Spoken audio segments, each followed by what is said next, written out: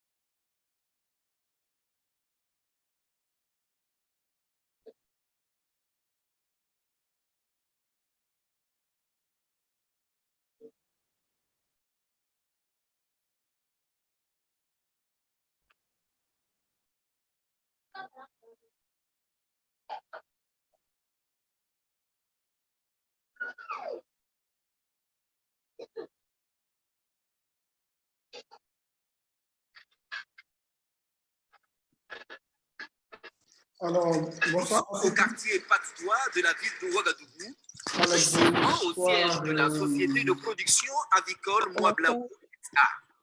Ici sont découlés chaque jour près de 200 000 œufs, un véritable record. Le secret de... Comment tu vas? Je vais bien, merci. Ok. Donc, déjà, nous sommes en ligne. Donc, tout de suite, tu vas te présenter en attendant que les gens m'arrivent. C'est l'occasion aussi de dire merci au grand frère Abou Koné, qui est aussi l'un de nos partenaires sur l'événement Zoom, sur ma passion. Et c'était important pour nous justement d'avoir une dame parmi nous. Et voilà, tu es là et je suis heureux, mais je pense qu'on est en famille pour partager la même passion, donc n'hésite pas à te sentir en famille et à parler tranquillement. Donc, sur ce, je te cède la place pour te présenter déjà et faire ta présentation. Merci. D'accord, merci Noélie. Déjà, c'est moi qui suis honorée d'être là. Il n'y a pas grande chose à dire sur ma petite personne. Je suis Assetou Koulibaly, testeur QA à Kill Technologies depuis plus d'1 an. Pour ce qui est de mon background en termes de formation, je suis titulaire d'une licence professionnelle en réseau et génie logiciel. Et présentement, Oui, allô? Si tu me permets, tu peux mettre ta caméra, s'il te plaît. D'accord. Okay, merci. C'est bon là? Oui, ça va. Donc, voilà, je disais que j'ai fait une licence en réseau et génie logiciel. Et présentement, je fais le master en management digital et système d'information en cours du soir. Voilà, je crois que c'est tout ce qu'il y a à dire sur moi, à moins que vous ayez des questions. Voilà. Ça va, c'est tranquille. Vas-y. Merci.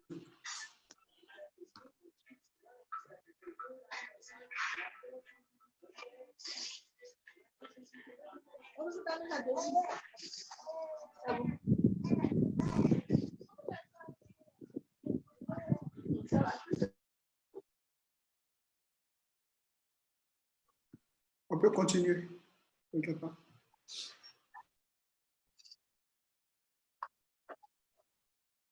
On peut commencer la présentation là? Oui, on peut commencer. D'accord. Permettez-moi de vous partager mon écran.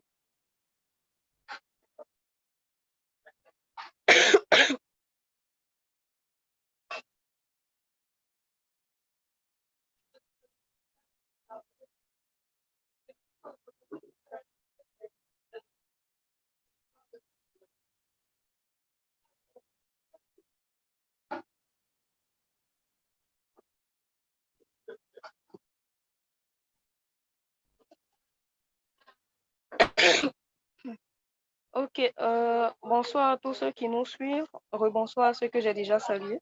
Comme vous le savez, nous sommes là ce soir pour nous entretenir sur le thème de l'assurance qualité logicielle, qui est une notion que l'on entend de plus en plus dans le domaine du développement logiciel, mais très peu de personnes savent exactement ce que c'est.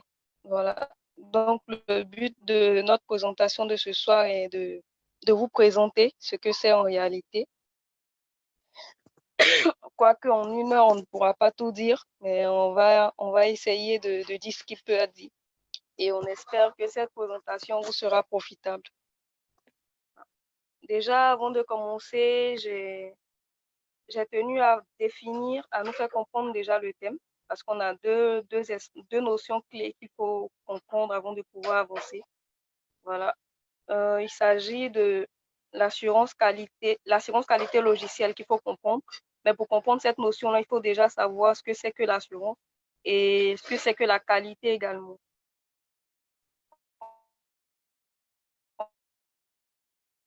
On a plusieurs définitions. Voilà, je n'ai rien inventé. Et il nous dit que l'assurance, c'est la garantie qu'on donne au sujet d'une chose. La garantie qu'on peut donner à une personne au sujet d'une chose donnée. Et en ce qui concerne la qualité, c'est un ensemble de caractères, de caractéristiques qui font qu'une chose correspond bien ou qu'elle correspond mal à ce qu'on attend. Et compte tenu de ces deux définitions, la définition que je pourrais vous donner de l'assurance qualité logicielle est la suivante. Je la définirai comme un ensemble d'activités visant à s'assurer que les produits logiciels d'une organisation sont de qualité. Et qu'est-ce que j'entends par qualité ici? Qualité, on parlera de qualité du logiciel quand ce logiciel-là va répondre aux exigences du client déjà, dans un premier temps. Et dans un second temps, quand il répondra aux critères de qualité que l'on s'est définis au sein de l'organisation. Pour ce qui est des critères de qualité définis au sein de l'organisation, laissez-moi vous dire que c'est l'une des activités phares des spécialistes de l'assurance qualité logicielle. Voilà. Maintenant que le thème il est défini, on peut entrer dans le vif du sujet. Alors, l'une des questions qu'on pourrait se poser, c'est qu'est-ce qu'ils font exactement ceux qui sont dans le domaine de l'assurance qualité logicielle, qu'on a abrégé ici en QA pour Quality Assurance en anglais. Les activités d'assurance qualité logicielle sont nombreuses. J'ai tenu à les résumer en 4 points que vous voyez là. Qui vont consister déjà, si on se trouve dans une organisation où il n'y a pas de processus bien élaboré, à établir le processus.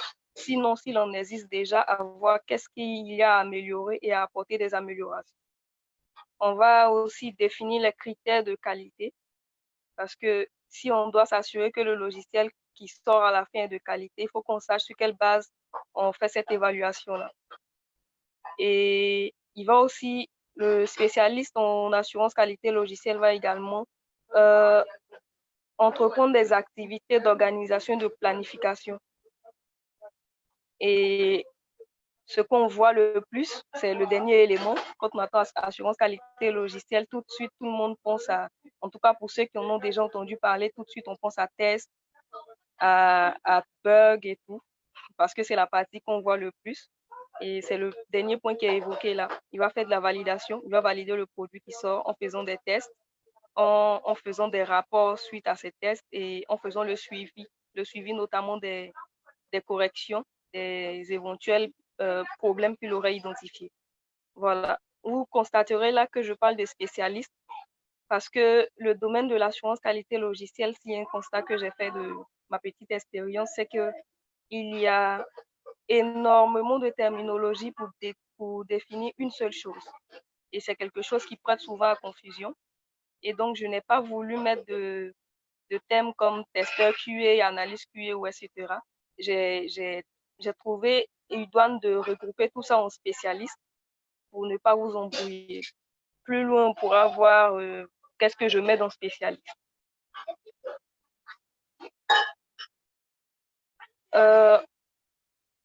Pour moi, quand on me parle d'assurance qualité logicielle, quand on me parle des activités que ces personnes-là font et tout, la question qui me vient à l'esprit tout de suite, mais comment on devient spécialiste de l'assurance qualité logicielle?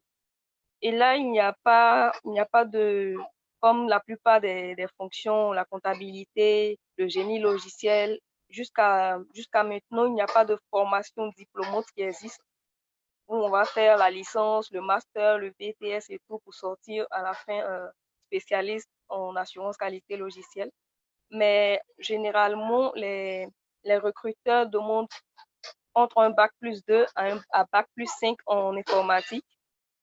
Ils demandent également un minimum de connaissances du cycle de développement logiciel, un minimum de connaissances en développement logiciel également, qui est facultatif ici. Oui, qui est facultatif parce qu'il y a plusieurs niveaux, il y a plusieurs rôles qu'on verra plus loin. On n'a pas forcément besoin de savoir développer pour être un testeur. Voilà. Et en dernier point, j'ai tenu à souligner que j'ai récemment découvert, j'ai dit plus haut qu'il n'y a pas de formation diplômante qui existe comme pour les autres fonctions, en tout cas jusque-là. Mais récemment, j'ai découvert qu'il y a une école française qui propose un master en e-learning. Mais ce master est ouvert pour les professionnels du domaine, pour les gens qui ont déjà un certain nombre d'années d'expérience. Et pour ceux qui n'ont pas un très grand, je pense que le minimum, c'est bac plus 5. Excusez-moi, le minimum, c'est 5 années d'expérience. Et pour ceux qui n'ont pas les 5 années d'expérience, il faut donc un bac plus 3 en informatique ou 3 ans d'expérience professionnelle dans le domaine. Vous pourrez voir plus d'informations sur le site de l'établissement. C'est l'université d'Angers en partenariat avec l'université de Franche-Comté, qui sont des universités françaises. Vous pourrez voir toutes les informations sur le site de l'établissement en question.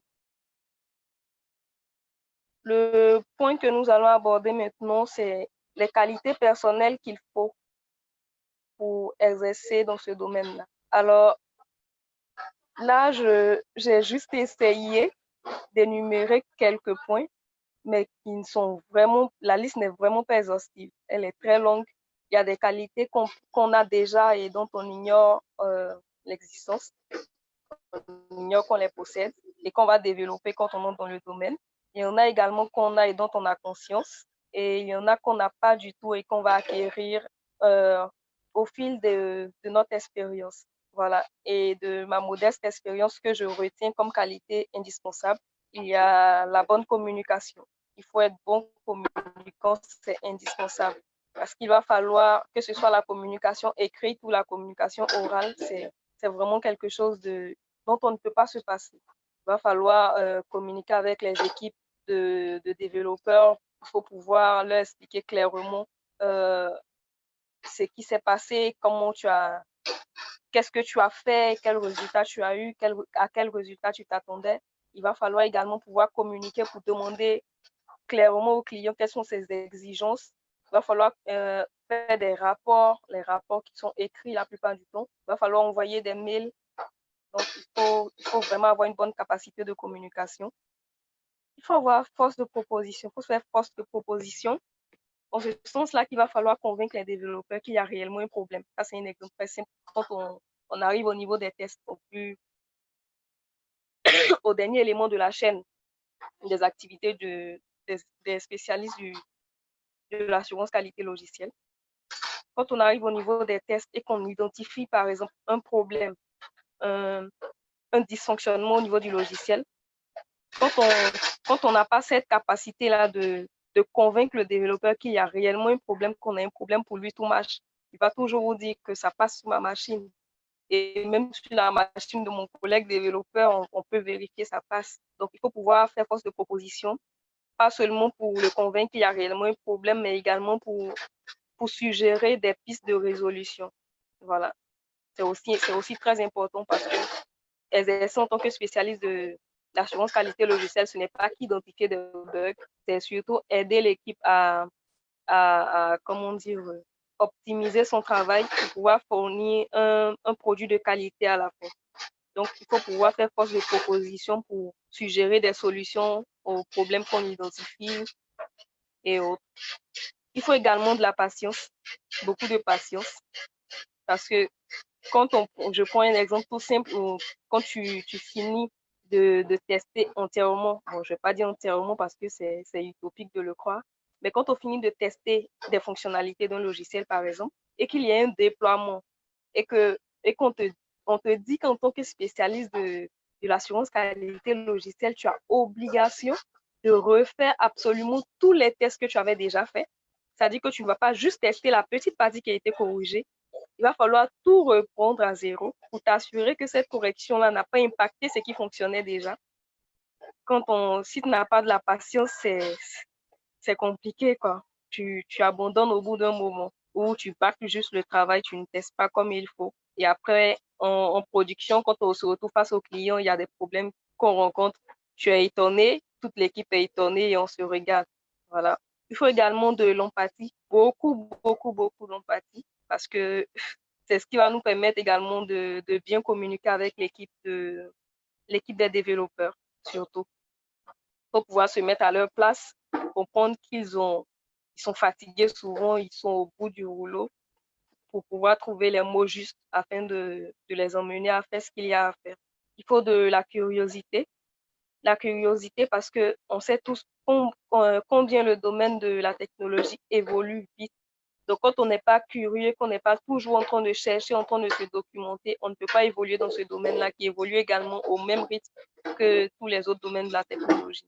Il faut beaucoup de disponibilité également parce que quand l'équipe des développeurs prend du retard sur les livraisons et qu'on se retrouve coincé à la fin, on peut t'appeler un dimanche matin pour te dire, voilà, on vient à peine de finir, on va faire le déploiement dans 20 minutes. Il faut que tu testes parce que mercredi, on a une démo avec le client. Il faut vraiment que tu testes pour que le lundi et le mardi, l'équipe puisse se concentrer à prendre en compte tes retours. Donc là, si on n'est pas disponible, c'est compliqué. Et le point qui suit, l'organisation rejoint le point de la disponibilité. Pour avoir de la disponibilité, il faut pouvoir s'organiser pour pouvoir être disposé à toujours remanier son planning, en fait. Et c'est en ce sens-là que j'ai mis organisation juste après disponibilité. Il faut beaucoup de rigueur.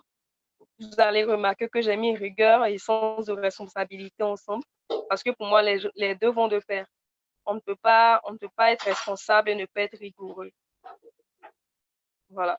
Il faut beaucoup de rigueur. Pourquoi de la rigueur? Parce que la rigueur envers soi-même déjà, pour le respect des processus qu'on s'est fixés, des processus de travail qu'on s'est fixés. Et il faut de la rigueur aussi pour amener les autres à suivre, à respecter ces processus-là. Parce que je l'ai dit précédemment, l'assurance qualité logicielle, c'est aussi élaborer des processus et améliorer aussi ces processus-là au fur et à mesure. Donc, il faut pouvoir être assez rigoureux pour dire quand il y a une personne qui est en train de s'écarter du chemin qu'on a défini, pour lui dire non, on ne fait pas comme ça. Même si les délais sont courts, il faut qu'on passe par là. C'est le chemin qu'on a défini. Il faut avoir le sens des compromis. J'ai mis ce point-là parce que c'est un truc que j'ai appris à mes dépens. On peut avoir d'excellentes suggestions par rapport à la résolution d'un problème donné, mais compte tenu des réalités, on ne peut pas les implémenter. Donc, il faut pouvoir comprendre qu'on est, on est dos au mur. Donc, reporter cette solution-là et opter pour une solution plus réalisable, en fait, dans le délai qui nous est imparti. Et opter pour une solution réalisable, c'est pas opter pour une solution qui va nous créer des problèmes ou pour une solution de débarras, j'ai envie de dire, mais pour une solution qui va marcher réellement, qui fonctionne réellement, mais qui n'est pas l'optimale, en fait, la solution optimum, en fait. Voilà. Et l'ouverture, il faut être ouvert. Il faut être ouvert aux critiques parce qu'il peut arriver que dans notre travail, on fasse une erreur. Quand on n'est pas ouvert, on aura du mal à accepter que les autres viennent vers nous pour nous dire qu'il y a une erreur de notre part. On aura du mal à accepter de s'être trompé. Et c'est une qualité indispensable également pour exercer dans ce domaine-là. On pourra passer toute la nuit et même toute la journée de demain à parler des qualités indispensables, des qualités personnelles à avoir. Mais je vais m'arrêter là pour ne pas abuser de votre temps que vous avez bien voulu nous accorder. Alors, un autre élément que j'ai tenu à partager avec vous ce soir, c'est les différents rôles qu'on a dans le domaine de l'assurance qualité logicielle. Pourquoi avoir choisi ce point-là? Parce que justement, comme je l'ai dit au départ, on a tendance à voir juste le testeur qui est au bout de la chaîne. Alors que derrière, il y a d'autres rôles en fait. C'est on connaît les grandes structures, c'est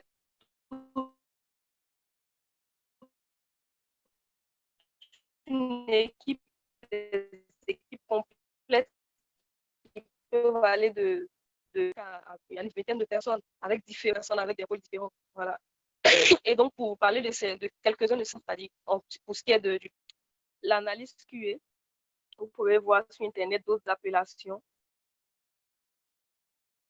Mais les plus courants, j'ai mis là ce qu'on utilise couramment, ce qu'on verra plus en fait. Voilà. La liste n'est pas exhaustive également. Et donc, on a l'analyse QA, qu'est-ce qu'il fait? Il va se charger de tout ce qui est rédaction de plan de test, rédaction de plan de test, c'est-à-dire que c'est lui qui va définir en fait les différents scénarios. Il va se mettre dans la peau de l'utilisateur, il va dire, bon voilà, je suis un utilisateur lambda, quand je viens sur l'outil, je vais cliquer là, je vais cliquer là, à quel résultat je dois m'attendre. Et il va définir ces différents éléments-là avec les données que l'utilisateur va entrer et tout. Et quand le testeur, il va prendre ce document-là, il n'aura qu'à exécuter. Il va exécuter ce qui est défini là. On a les ingénieurs tests manuels. Eux, ils sont dans le groupe de ceux qui vont tester. Ils vont exécuter le travail qu'a déjà élaboré l'analyste sur la base des fiches de tests qui ont été établies. Ils vont exécuter les tests manuellement. Il va venir cliquer sur chaque bouton, voir est-ce que ça réagit effectivement comme on aurait voulu. Et si ça ne réagit pas comme ça, c'est quoi le problème? Il faut que je puisse expliquer aux développeurs ce que j'ai rencontré comme souci. Et on a des ingénieurs de tests automatisés. Ceux-là, ils sont plus techniciens. Voilà. Vous allez voir au niveau de ce qu'il faut pour devenir testeur, j'ai évoqué l'aspect avoir un minimum de connaissances en développement logiciel. C'est surtout pour cet aspect-là. Si on veut poursuivre une carrière à vers l'automatisation, il nous faut de façon indispensable avoir un background en développement.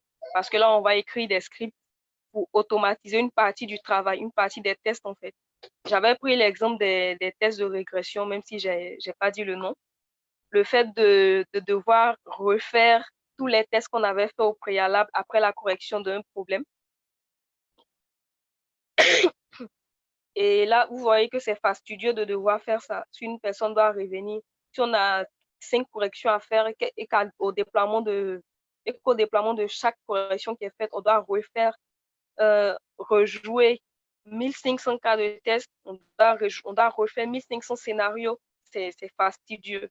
On n'a pas le temps pour, et c'est fatigant pour celui qui va le faire également. Donc, ce que va faire l'ingénieur test ici, c'est d'écrire des scripts qui, lorsqu'on va les exécuter, vont derrière faire ce travail-là pour nous, en fait. On a également des business analysts. Les business analysts, ils sont plus orientés business, comme le nom l'indique.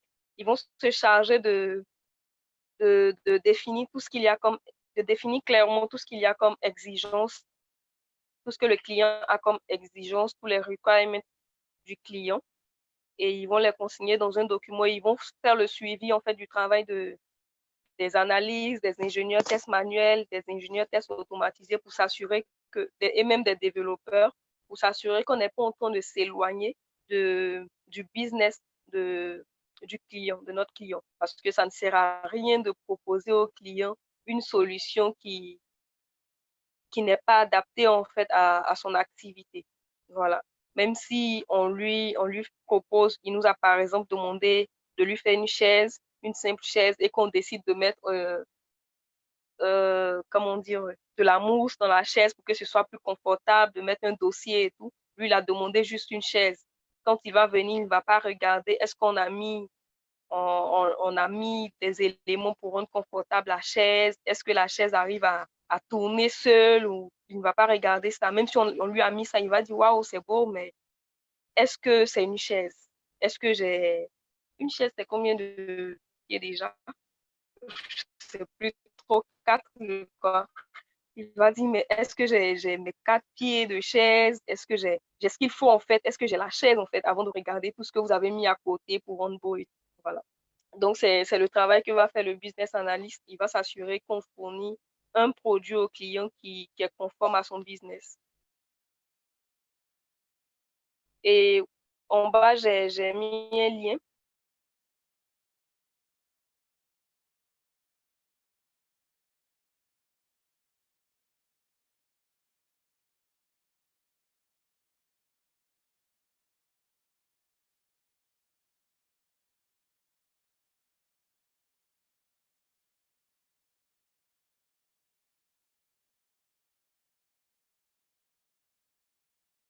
OK. Là, vous allez voir que j'ai mis un lien.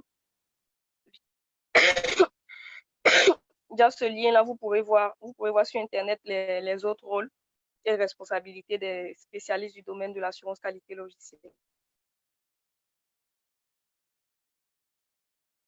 OK. Le dernier point que j'ai voulu partager avec vous, c'est il y a plusieurs bonnes raisons. Moi, je trouve plusieurs bonnes raisons de se lancer dans ce domaine-là. Mais il y a ces trois-là que je veux partager avec vous, parce que je trouve que c'est ces trois bonnes raisons, en fait, qui m'ont motivé à me lancer. Voilà.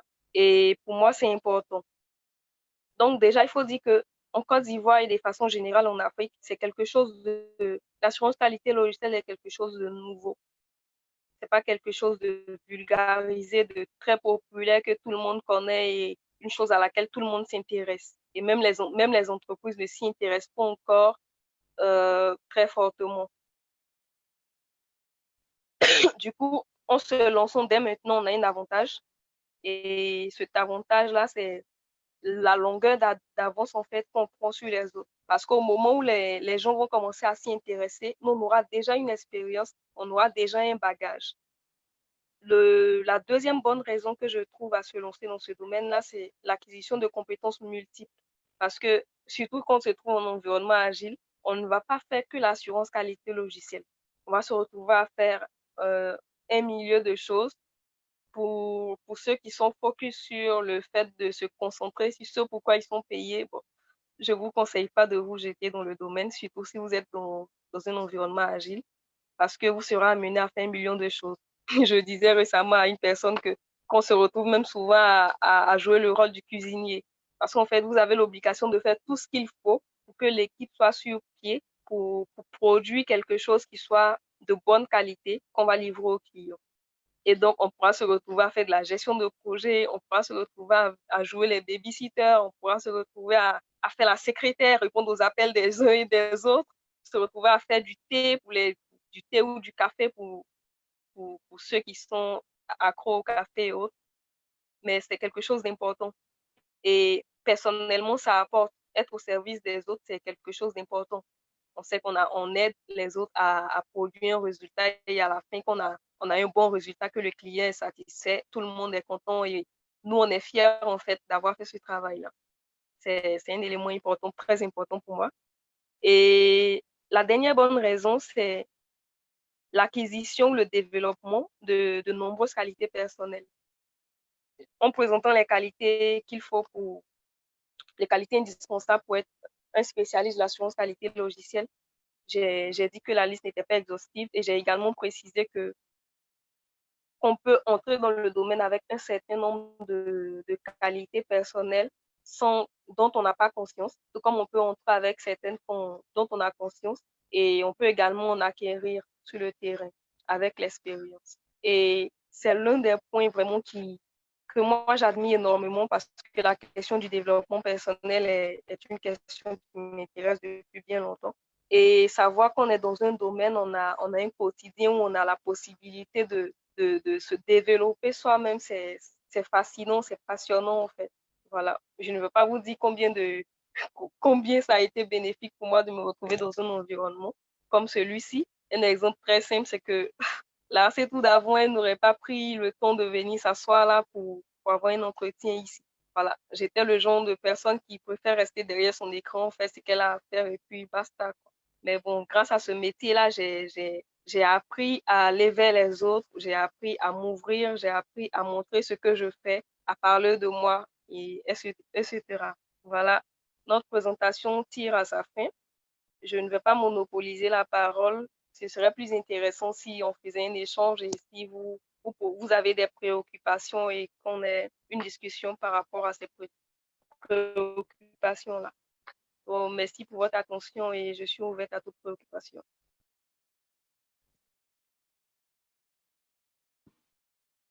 Ok, vraiment merci encore. Ah, c'est tout. Merci pour ta belle présentation. C'est important. Et donc, tout de suite, moi, je commence par une question.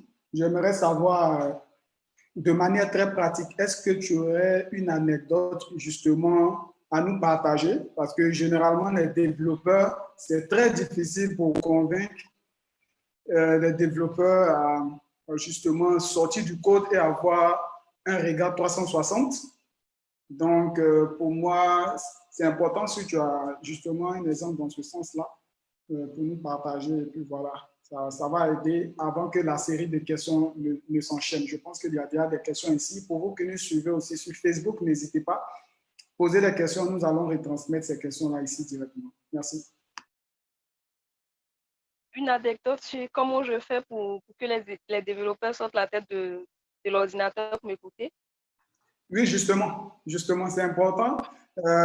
Peut-être un cas pratique, d'accord, qui pourrait nous aider, pourquoi pas, à pouvoir aussi faire comme toi. Voilà.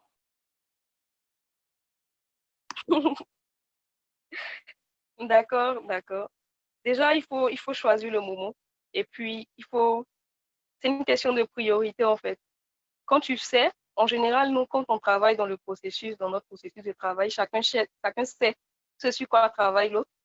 Du coup, quand tu évalues la priorité par rapport à ce que tu as à lui dire, tu sais à quel moment tu peux l'approcher en fait. Voilà. Donc, moi, c'est comme ça que je fonctionne personnellement. Je regarde, je sais ce sur quoi il travaille, ou même quand je ne sais pas, je l'apprends, je lui demande, ah, tu bosses sur quoi? Qu'est-ce que tu es en train de faire actuellement? Il me dit ce qu'il est en train de faire. Quand je vois que par rapport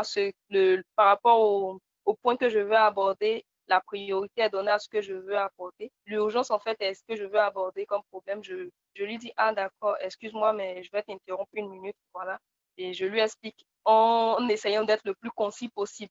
Parce que là encore, il ne faut pas venir tergiverser pour lui faire perdre son temps. Voilà. Donc, moi, c'est comme ça que je fonctionne. Ok, merci déjà. Et puis, moi, je retiens ça.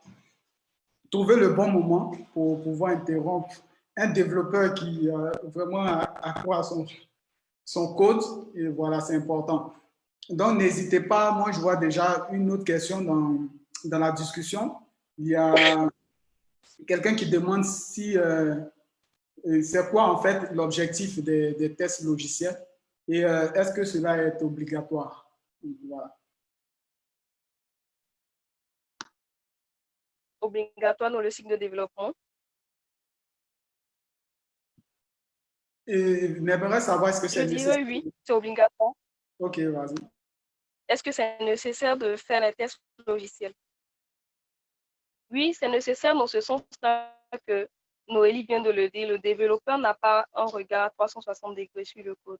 Il va, et là encore, je le dis avec des réserves, il va faire cette test unitaire, il va peut-être faire un certain nombre de tests, même quand tu l'as. Comme quand on a euh, quelqu'un qui est dont le travail est dédié entièrement à ça, en fait, et qui n'est pas orienté, qui n'a pas une mentalité orientée coding. Parce que le développeur, il va tester dans un sens. Il ne va pas se mettre dans la peau de l'utilisateur, excusez-moi du terme, l'utilisateur le plus stupide, le plus con, qui va venir, on lui dit d'entrer des chiffres, c'est bien précisé, mais qui vient entrer des nombres, il va entrer des lettres. Il ne va pas prendre le temps, en fait, de penser à tous ces scénarios-là. Du coup, ces tests sont limités. Et après, il va se retrouver coincé avec des bugs critiques quand on sera en production. Et l'objectif ici de l'assurance qualité logicielle, c'est justement de réduire au maximum ce genre de problème-là. Il est là, en fait, pas pour empêcher, pour s'assurer qu'il n'y ait absolument aucun bug, mais pour éviter qu'on n'ait pas de bugs critiques quand on est en phase de production. J'entends ici par bug critique un bug, un dysfonctionnement qui impacte en fait l'activité du client.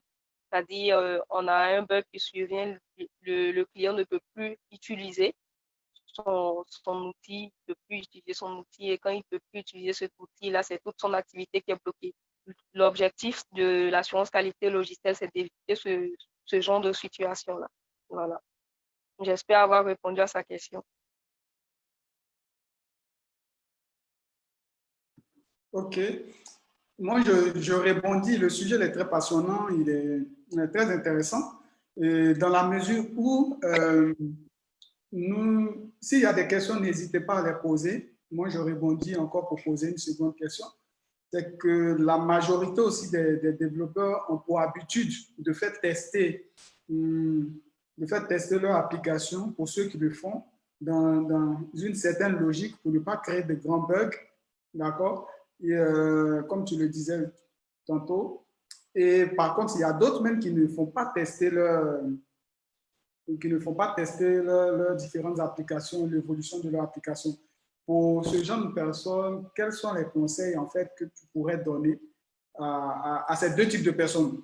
Premièrement, pour des personnes qui ne testent pas du tout le code, pour ne pas dire l'application qui est en train d'être constituée là. Et la deuxième catégorie, c'est ceux qui, justement, partagent dans leur réseau de peut-être développeurs, sachant déjà même en faisant juste une parenthèse, en mettant une adresse mail, on sait qu'elle doit comporter arrobas, ce qui n'est pas forcément évident pour quelqu'un qui n'est pas du domaine, par exemple, et qui pourrait mettre autre chose qui va créer en fait un bug s'il n'y a pas des contrôles qui ont été mis. Donc, du coup, quel est le conseil que tu peux donner pour ces deux catégories de personnes? Voilà. Déjà, ceux qui prennent le temps de donner à une autre personne pour tester, même s'ils sont des développeurs, je crois que c'est déjà un premier pas. Ce n'est pas mal du tout. Parce que le regard qu'on a sur ce qu'on a fait soi-même n'est pas le même regard qu'une personne qui ne l'a pas fait a, en fait. Donc, c'est déjà bien qu'il le fasse ainsi. Mais avoir une personne qui n'est pas développeur serait encore mieux parce qu'elle va faire des manipulations, souvent même sans s'en rendre compte, qui peuvent nous révéler des failles, en fait, de notre logiciel, de notre application. Maintenant, pour le premier cas de personne qui ne fait pas tester, je ne sais pas, tu parles de quel test? s'il s'agit des tests au niveau des fonctionnalités pour s'assurer que le logiciel fonctionne correctement, je Oui, dis que, en tout cas, qu'il tout s'agisse type de... de ces tests-là ou qu'il s'agisse des tests, d'accord. De façon générale, si j'ai un conseil à donner aux développeurs, c'est de respecter les standards de développement qui sont définis. Ça éviterait beaucoup de problèmes devant. Ça faciliterait même la tâche aux testeurs ou aux spécialistes de l'assurance qualité logicielle s'il y en a. Voilà. Donc, qu'ils respectent déjà tout le processus, les différents standards qui sont établis. Et c'est aussi ça, l'assurance qualité logicielle, le respect des standards, le respect des normes qui sont établies. Voilà. Et pour revenir à la première catégorie de personnes dont tu as parlé qui ne font absolument aucun test, ce sont des suicidaires, j'ai envie de dire. C'est ce que c'est l'observation que j'ai envie de porter. Ce sont des suicidaires. Voilà. C'est pas du tout conseillé, c'est très mauvais ce qu'ils font. Donc, ils prennent le temps au moins d'écrire leur test unitaire ou au pire des cas de donner l'application à quelqu'un pour regarder, de donner même leur code à, voilà, parce qu'ils auraient un œil en fait que eux ils n'ont pas forcément. Voilà, ils puissent faire ce sont de petits pas, mais c'est important. Voilà. Ok, parfait. Donc, moi, je pense, les gars, le micro, vous pouvez l'ouvrir progressivement pour poser vos questions. Nous sommes à la troisième phase des séries de questions. Donc, je vois que dans la discussion, il y a des questions. On va demander à Koulibaly de poser sa question lui-même, d'ouvrir son micro et de poser la question. Ensuite, il y a aussi Ordi, s'il te plaît, tu peux renommer ton truc ou bien te présenter et poser ta question. Merci.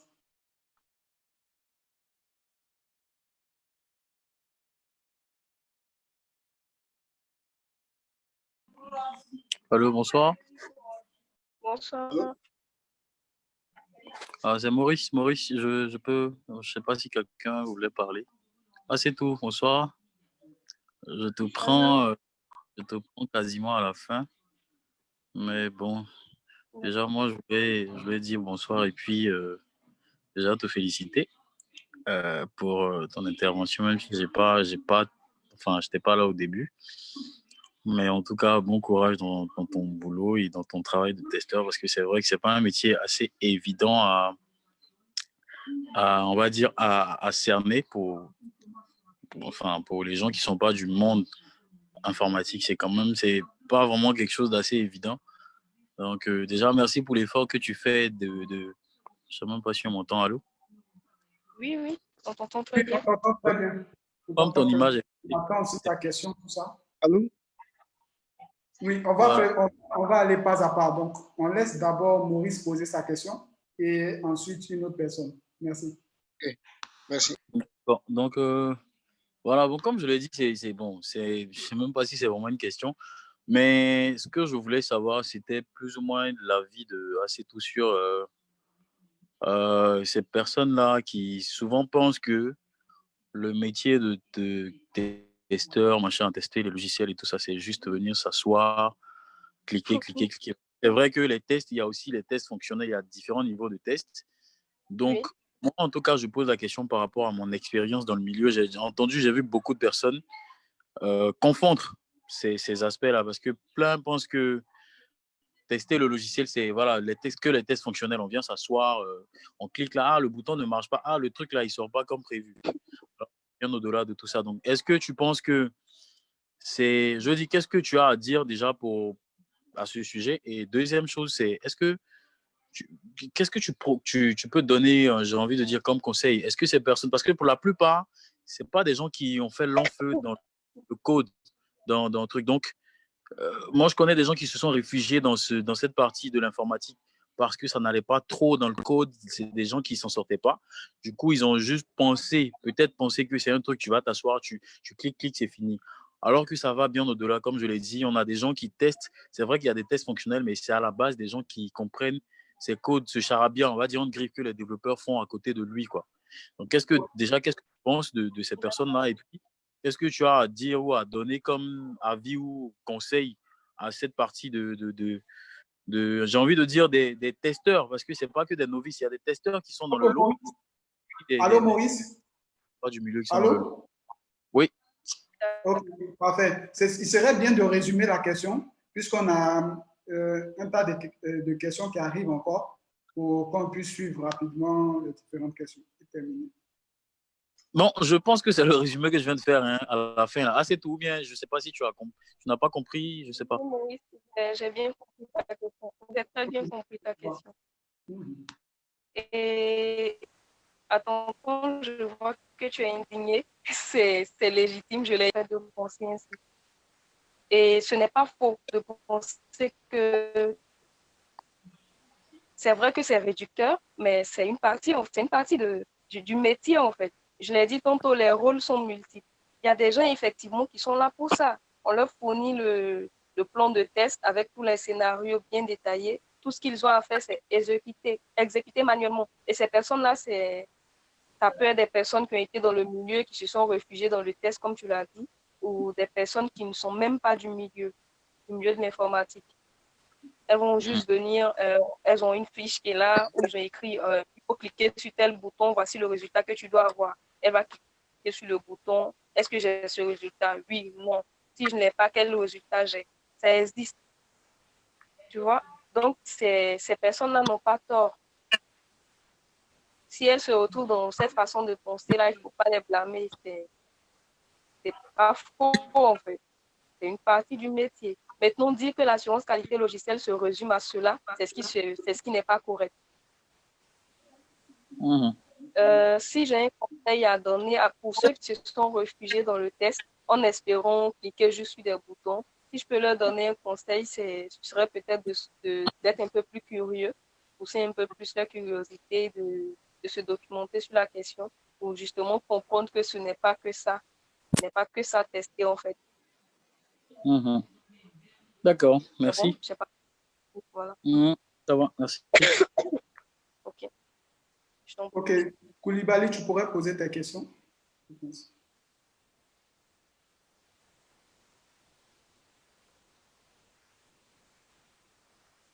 Allô, Koulibaly, tu es avec nous? D'accord. Oui, oui vas-y, pose ta question. Bonsoir à tous. Bonsoir. Bonsoir. Déjà, félicitations à ce tout pour sa brillante présentation.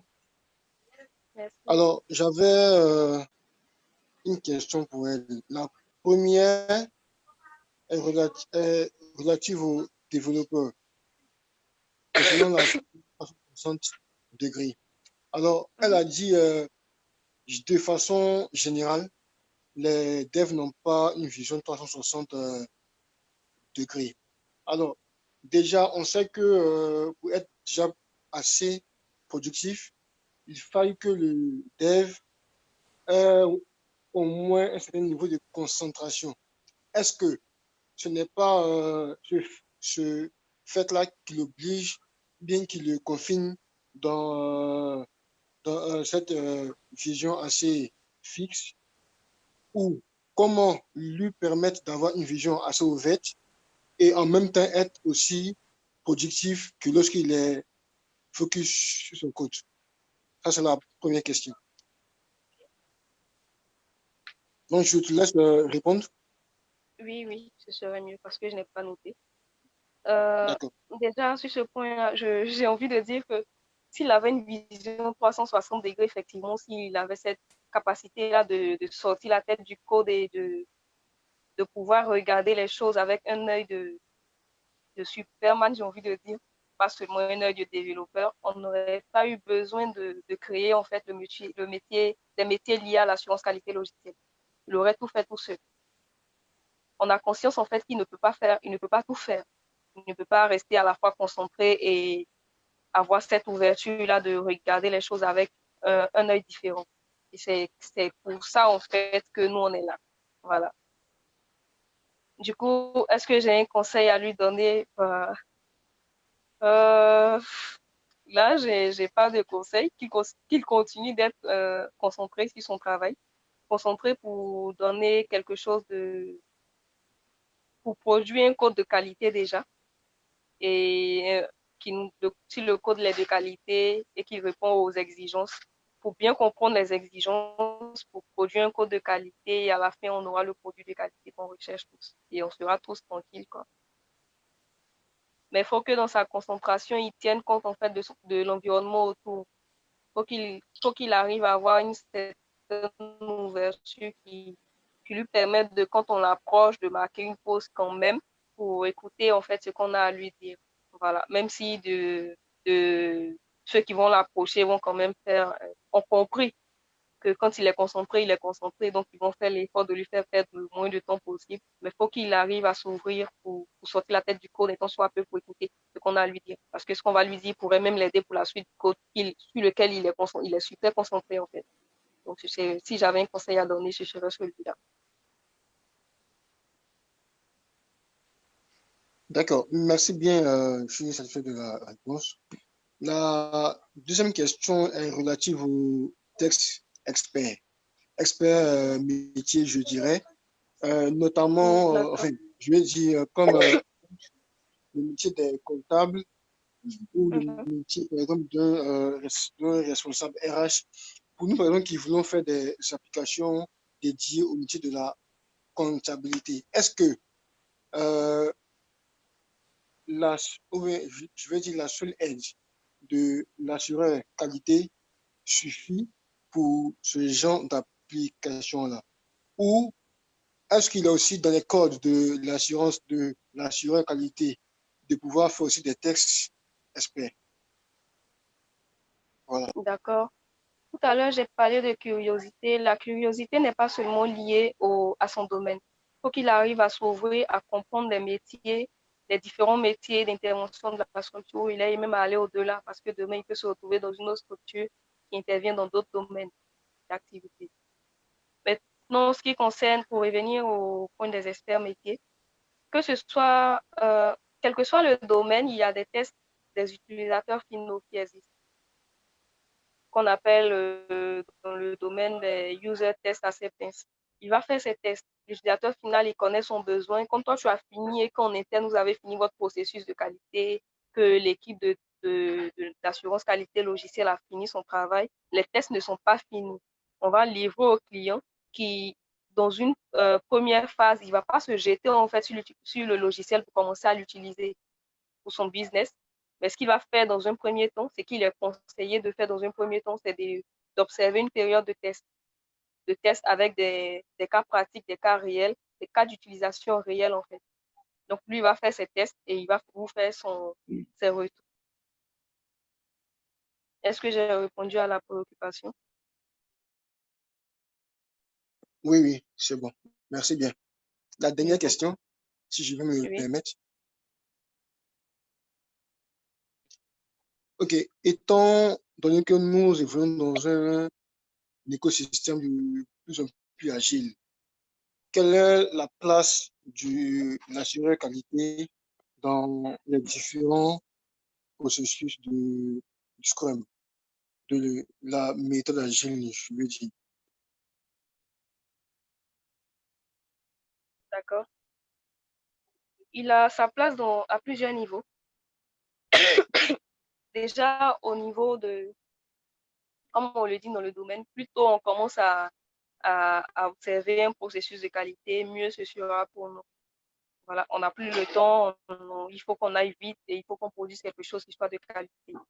Donc, déjà au niveau de la définition des user stories, l'assureur qualité, si je peux le dire ainsi, le spécialiste de l'assurance qualité logicielle va intervenir. C'est en ce sens-là que j'ai présenté différents rôles. Voilà, il y a un rôle qui va intervenir là. Il va aider à définir de bons user stories. Il va s'assurer que les user stories qu'on est en train de définir là sont effectivement conformes aux exigences du client, à ce à quoi le client s'attend à la fin. Est-ce que si on définit telle user story, ça va répondre réellement aux besoins du client ou est-ce que c'est mal fait ou est-ce qu'on n'a pas compris quelque chose? Il va intervenir à ce niveau-là. Et même au niveau du prototypage, il va intervenir. Il doit s'assurer en fait à tous les niveaux dans le cycle de développement du logiciel, il va intervenir à tous les niveaux pour s'assurer qu'on n'est pas en train de s'éloigner des exigences du client. Parce que c'est notre référentiel en fait. On aura beau produire quelque chose de wow, mais si ça ne correspond pas à ce que le client a défini comme exigence, on n'a rien fait quoi. Voilà. Donc, lui, il va intervenir à tous les niveaux, pratiquement. Ok, merci. C'est tout. Je te souhaite encore de meilleures et bonne continuation. Merci. Ok, merci Koulibaly. Je pense qu'il y a Mohamed qui veut poser une question. Mohamed Ouattara, tu peux y aller. Par contre, en attendant, il y a Audi qui a laissé une question. Pouvons-nous avoir un overview du processus de test? Ça, c'est sa première question. Je pense que tu vois la discussion. C'est tout. Oui, je vois la question. Si tu veux répondre sur chaque point, tu peux le faire. Et puis voilà. D'accord. Il dit, pouvons-nous avoir une overview du processus de test? OK. Le processus de test va commencer par l'identification, la clarification Allô? des... Oui, allô, vous m'entendez? Allô? Oui, ok, oui, ça va. Ça va. D'accord. Alors, Pour répondre à la question de Ordi qui demande un overview du processus de test, j'étais en train de dire que le processus de test va commencer par la clarification des exigences, parce que la plupart du temps, le client va nous fournir des trucs pas très clairs, des trucs flous. Donc, il faut pouvoir clarifier ces éléments-là afin que tout le monde puisse être au même niveau de compréhension. Et ensuite, ce qu'on va faire au niveau de l'assurance qualité logicielle, c'est de définir le plan de test. Le plan de test, à ce niveau-là qu'on va définir qu'est-ce qu'on va tester, combien de temps on va passer à tester là.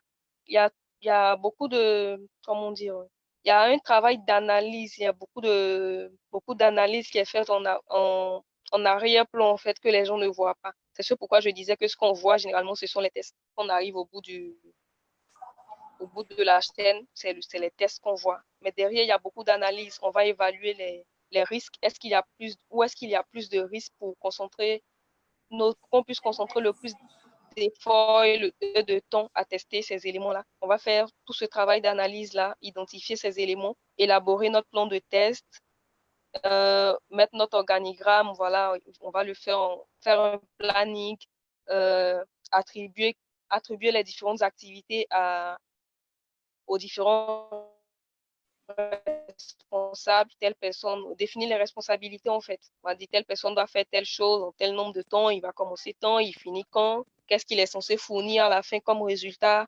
Il y a tout ce travail-là qu'on va définir avec le plan de test et tout. Et le dernier élément qu'on va... Et avant d'arriver au test même, on va, avec les développeurs et les designers, on va valider le prototype.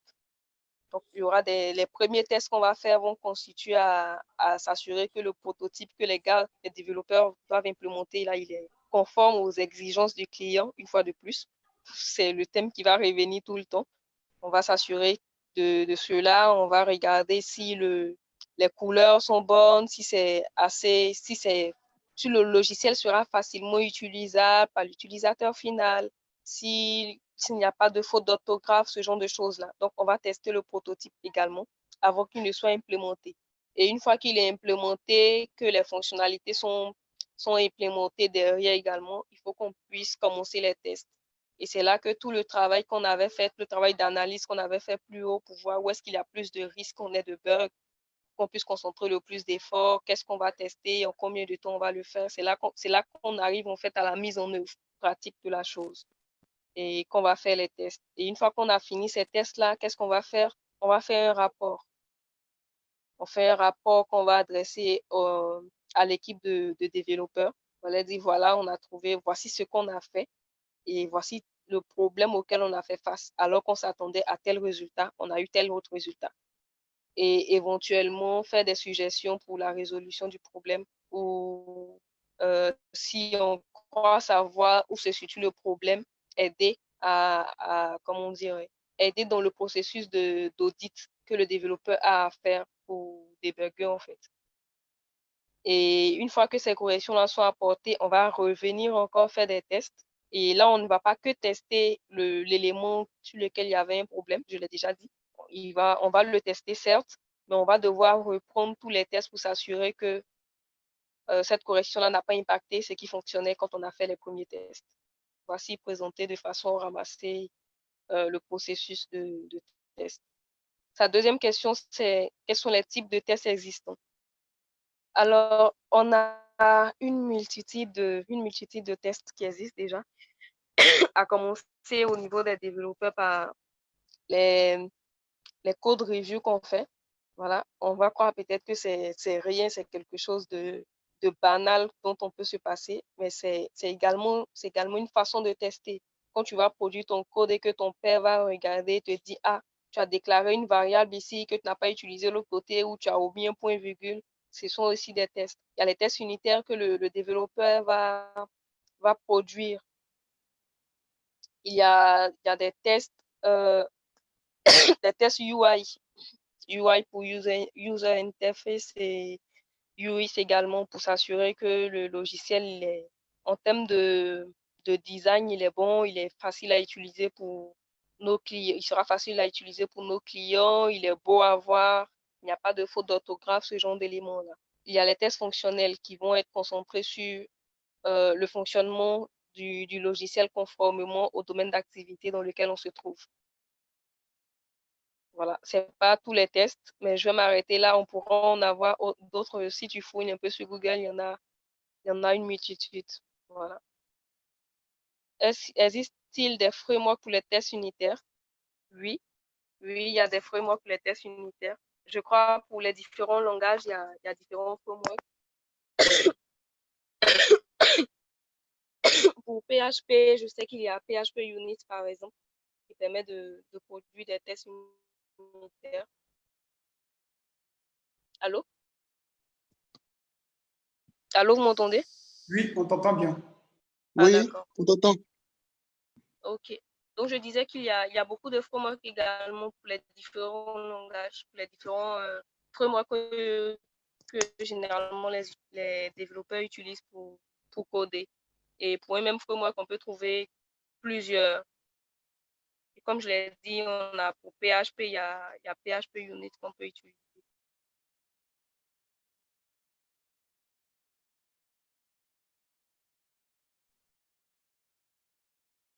Allô? J'ai répondu à tes questions là. Ah, pour les tests en général, pas que pour les tests unitaires. Ah, d'accord. Oui, il y a des frameworks qui existent pour les tests, mais c'est pour des tests automatisés. Voilà, le plus connu, c'est Selenium. Il y a Selenium pour le plus connu, pour les tests unitaires. J'ai récemment découvert un autre là qui permet de faire les tests UI et UX design également. Pour tous les types de tests, il y a des frameworks qui existent, on peut en trouver, qui sont disponibles, qui sont peut-être pas très populaires ou pas très utilisés, mais il y en a qui existent. Mais généralement, on utilise les frameworks pour automatiser les tests. Une question. Oui. Les tests auxquels tu fais allusion, ce sont des tests automatisés ou ce sont des tests manuels? Parce que tu as parlé du rôle de l'ingénieur. Test automatisé. Test automatisé. Pour les tests manuels, on n'a pas besoin de framework. Donc, ça suppose qu'il va écrire ses différents scripts avec un framework. Il va tout faire manuellement. C'est entrecoupé. Allô? Allô? Allô? Oui, c'est bon. On a été entrecoupé en fait. Ma connexion n'est pas très bonne. Ok, ça va. Et tu as répondu à sa question. Je pense qu'il y a Mohamed qui avait une question aussi. Mohamed? C'est ça. Allô? Oui, vas-y Mohamed. Allô? Vous m'entendez? Oui, parfaitement. Ok. Bonsoir à tous. Bonsoir. Oui. Bonsoir, mademoiselle Koulibaly. Merci pour votre intervention. Allô? Bonsoir. Oui, vous m'entendez? Oui, je t'entends. D'accord. En fait, disons que moi, en ce moment, je suis développeur et à vrai dire, je n'intègre jamais une phase de test dans mon processus de développement. Donc, vous m'entendez, hein?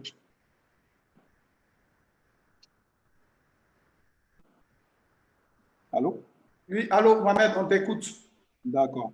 Donc, ce que je voulais dire, ce que je voulais poser comme question, c'est très pratique, hein. J'aimerais savoir là, tout de suite, si je veux commencer à travailler avec des tests unitaires pour m'assurer que le produit final de mes développements soit vraiment très fiable, par quoi je peux commencer en fait? Quelles sont les ressources que vous pouvez me donner? Et voilà, c'est un peu ma question.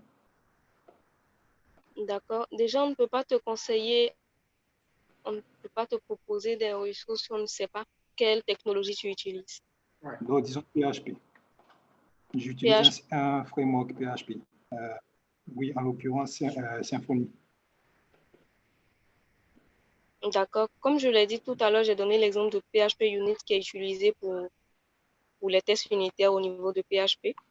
Mais tu pourras en trouver d'autres, une multitude, si tu fais un peu de recherche, même sur